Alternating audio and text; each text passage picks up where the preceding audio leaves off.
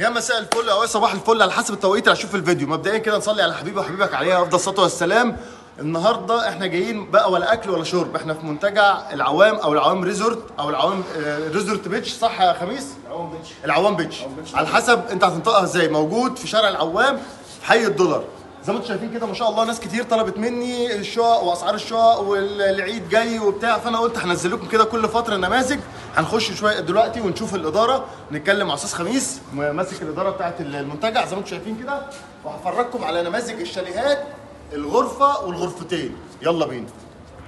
ده نموذج زي ما انتم شايفين كده الغرف مترقمه، ده نموذج غرفه وصاله. يلا كده نخش بسم الله الرحمن الرحيم.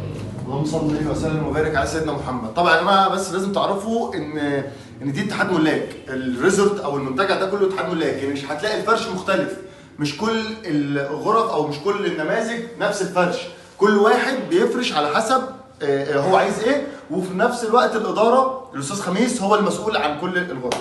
خلينا افرجكم كده على مثلا نموذج من النماذج. طبعا مفيش تكييف، هي مراوح، شاشه LCD، سامسونج، ثلاجه موجوده زي ما انتم شايفين، مبرد الميه. بص البلكونه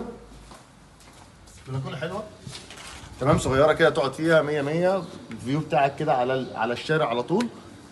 تعالى كده المطبخ، الناس اللي بتسال عشان المطبخ بوتاجاز صغير واربع شعله، اطباق، حلل، كوباياتك، الحاجات دي هتبقى موجوده، يعني مش هتحتاج اي حاجه، حتى البراد بتاع الشاي او الكتل بتاع الشاي موجود بحاجته.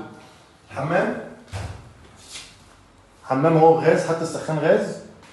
ودي الغرفه، السريرين، دولاب، مروحه، وغساله صغيره اهي. ده نموذج من نماذج. استاذ خميس معانا، تعالى استاذ خميس. طبعا انا مطلع استاذ خميس ده صديقي وعشره عمري يعني، بس انا مصممته مش عايز يطلع، انا صممت اطلعه معايا في فيديو عشان ياكد للناس، لان الناس اللي تيجي تحجز هتبقى من خلال الاداره.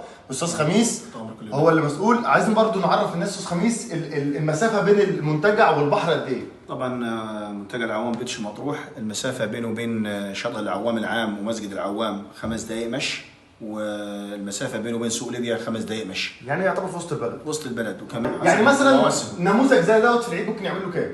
ده يعمل له من 3800 ل 4000 اسبوع العيد. ده الاسبوع، الحجز هنا من الجمعه للجمعه. من الجمعه للجمعه، من 14 6 ل 21 6 هيعمل في الرينج ده من 3800 ل 4000. مش باليوم يا جماعه، بالاسبوع كامل. بالاسبوع. تمام. دلوقتي هنوريكم بقى ايه، ده نموذج، هنوريكم غرفتين عشان برضو نشوف التكلفه هتبقى فارقه قد ايه، ويلا بينا. ده كده النموذج اللي فيه غرفتين. طيب انا قلت اجري لكم الفيديو شويه يا جماعه كده عشان الفيديو مبقاش طويل وتزهقوا مني. ده نموذج الغرفتين، احنا شفنا الغرفه الواحده، دي الغرفتين. فطبعا زي ما قلت لكم ده اتحاد ملاك، فكل واحد فارش الشقه بتاعته على حسب دماغه وعلى حسب احتياجاته. طبعا الريزورت فيه حوالي اكتر من 400 شقه، فانا مش هعرف اصور الشقه كلها. يعني الراجل دوت حاطط 4 سراير دورين، طبعا نظام جديد ونظام حلو عشان ياخد اكبر عدد، ثلاجه، تلفزيون، سفره، البلكونتين، بلكونه من الصاله وبلكونه من اوضه النوم. اوضه النوم محترمه فيها مروحه، فرش كويس جدا، الملايات بتتغير، يعني الكلام تمام والكلام 100 100. الاسعار بتاعه الغرفتين حوالي 5.5 او 6 بدون تكييف. فان شاء الله فيديو قريب جديد هوريكم بقى من نفس الريزورت المكيفه عامله ازاي وشكلها عامل ازاي. سلام.